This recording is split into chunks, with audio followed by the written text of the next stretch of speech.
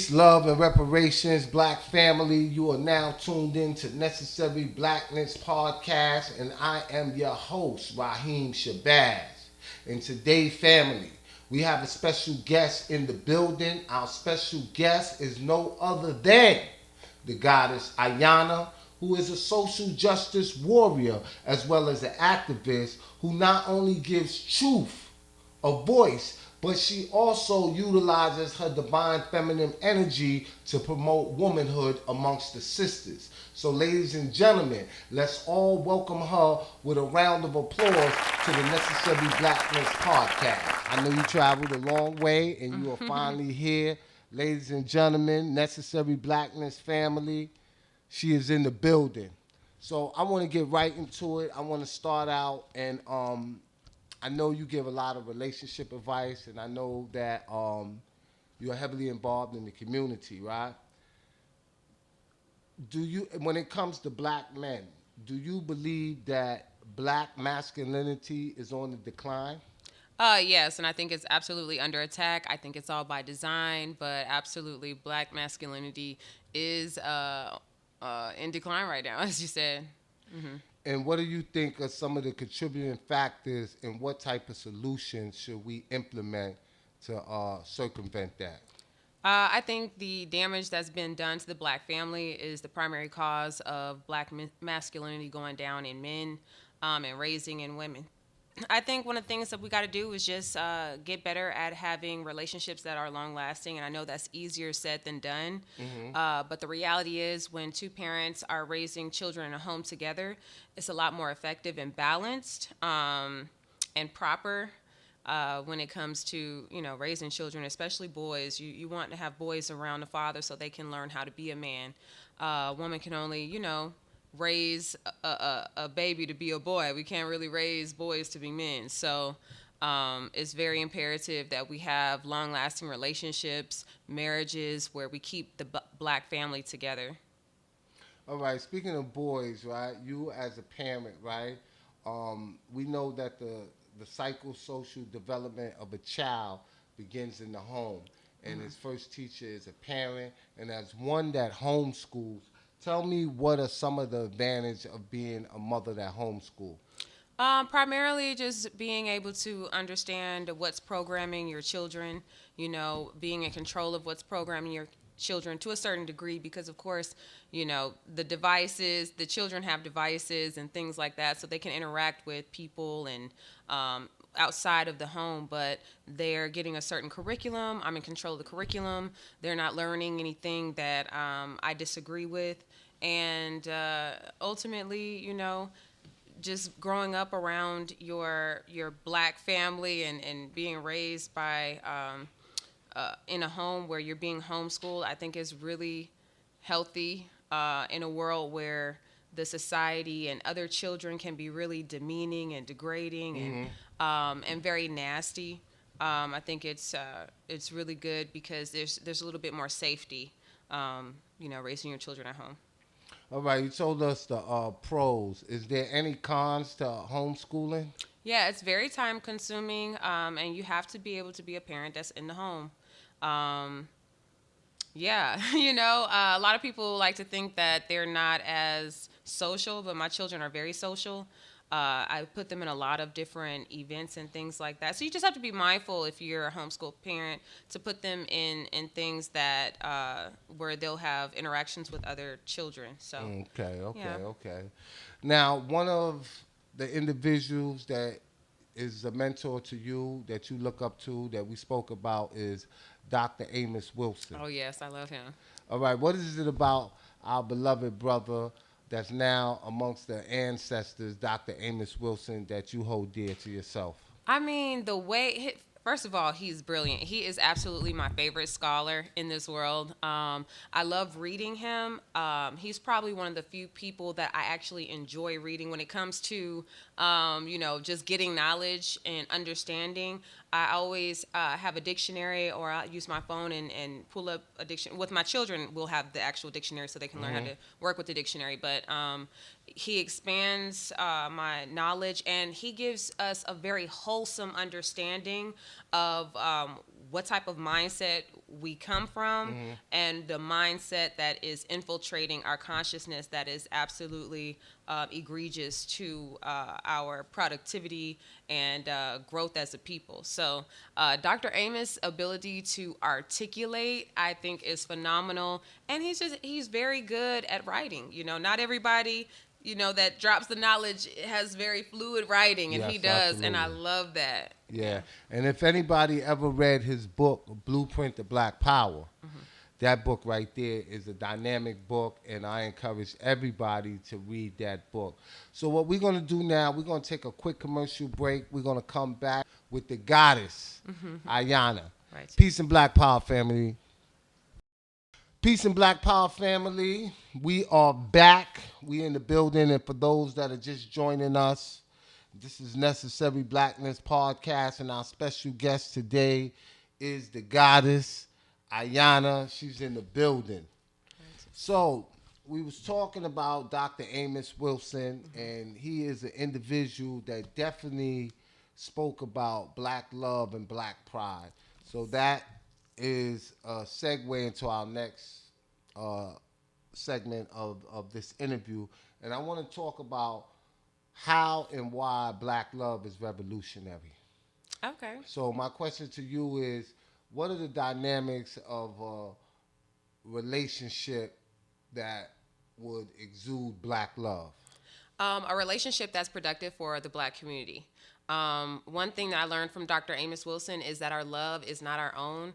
Our love is either productive for the community or it's detrimental for the community. So I would say black love that's revolutionary is going to look like a couple who has black pride, who knows who they are, who teaches their children to have black pride, who teaches their children the history, but not only the history, but how to apply the knowledge that they've learned in a way that builds up the black community. Okay. Now, in relationships, you know, nowadays, they try to balance it out, right? There's always a balance and perspective, right? For a relationship that's dealing with entirely black love, the man should always lead. Well, in a general sense, absolutely. The black man is the leader. He's the head of the house. But black women are going to lead in their respective areas. So when it comes to maintaining the home, I absolutely lead the household. Like, I'll let you know, like, this needs to be put here. I'm decorating. But when it comes to just in general, the moves that we making as a family, absolutely the black man should be leading. All right. Now, I'm an individual, and I always tell people that the person you marry or that you be with is going to show, you know, the characteristics of who you are, right? So I always tell individuals, you know, if she can't use my comb, I can't bring her home. Okay. You know? So what are your thoughts on those who date outside of their race? It's treasonous. It's a betrayal, and it's absolutely detrimental to our community.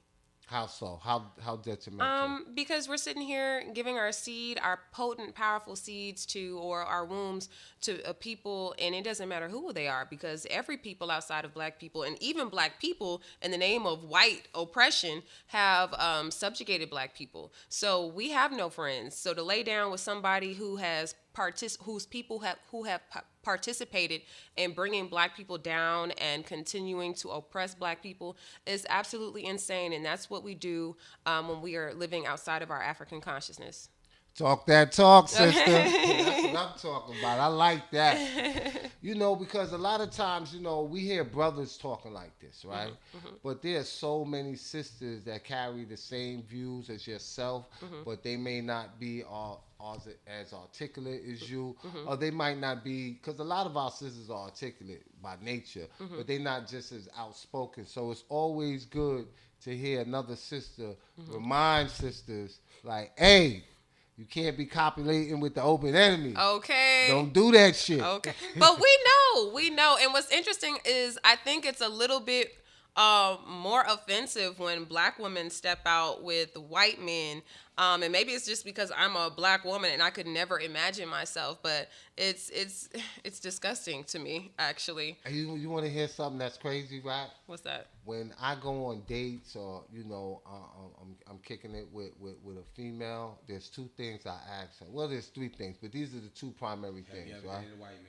Have you ever dated a white man, right? Well, no, I don't say that. I say, what are your thoughts on interracial relationships? Okay. And then I say, have you ever been in one? Something like that, right? And, if they say, yeah, it's just like, that's a wrap. Right? And then another thing is, did you get that jab? Oh, God. If you got that jab, I don't think we're going to do it. We're not going to make it. No. So, and then, it's just me, to each his own, you know what I mean? I live and let live, but me and mine, we ain't doing that. Okay. So, I want to ask you this, and because I know that you do a lot for the community. Wherever you at, you're always a part of an organization or doing something actively for yourself, right? What are the community development programs or organizations that you're a part of, and what are some of the things you're doing currently? Well, I'm part of the People's Action Houston branch, and right now we're just basically in gear to start working with children. So I've started writing out some children's programs that I would like to implement in the community. We are working on just organizing and finding different locations. We started in 3rd Ward. So we're just looking to build up. We're just about a year old now. So we're still building in Houston, but the organization is absolutely phenomenal. So I'm very excited. This is probably one of my favorite organizations I've ever worked with. And I definitely have extensively worked in the community since I was a teenager. So yeah, I'm very excited, but right now for me in particular with my organization, I'm definitely focused on children's program and how to incorporate the values of being pro-black and things like that and infusing it into the youth and making it fun and hip. So we need that. So in closing, is there anything that I didn't ask you that I should have asked you that you want to leave us in your last closing words?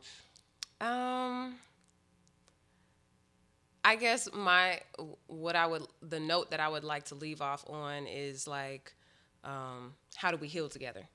And for me, I think one of the most important things is even when we feel triggered in a conversation where we're having between black men and black women, that each side allows the other side to speak, even when it hurts us. A lot of times, we'll have conversations and it'll start getting very generalized and we get very triggered. I get very triggered. I'm a very emotional woman. However, I'm able to compose myself a lot of times when I'm having black men on my live streams or we're having discussions where I would like for us to have a healing and productive conversation. There's a lot of times black men say things that really hurt me, that they even view, black women a certain way, and it hurts me. But I'll let them get it out. A lot of times we don't let each other get it out, and so it becomes well, you guys do this and you guys do that, and it becomes a tit for tat rather than us allowing each other to really express ourselves so that we can say, you know what, I'm sorry that you feel that way. I'm sorry black women made you feel that way. But not all black women are like that, and let's strive to influence more black women to be more respectful to their men and be more loving or nurturing, So I would just say, let's heal together. Yeah, we definitely need that. We need healing, family. And I'm glad that you are involved in the community. And I definitely like your outtake on relationships. And if you do anything else in life, you definitely could be a relationship coach. Right? So y'all make sure y'all check out her videos and let everybody know where they can find you at. Her social media, especially her Instagram, is on fire. You got to check me out at the Goddess Aayanna on Instagram, not to be confused with the mini scam pages.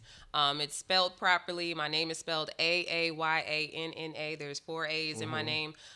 There's no underscores or anything on YouTube. It's Goddess Aayanna. On Facebook, it's Goddess Aayanna. If you want to check out my website where I sell devices that absorb EMF radiation, that's godpeace.com, which is on all of my social medias. So it's made under the tutelage and under the care of the goddess. Righteous. All right. And where can they go get that from? At godpeace.com. All right. Godpeace.com. GODPIECE.com. All right, that's an easy number to remember. So, family, listen here. Make sure y'all go out, support the sister. Make sure y'all go and follow her on Instagram. This is Necessary Blackness Podcast, and I am your host, Raheem Shabazz, and we out of here. Peace. Peace.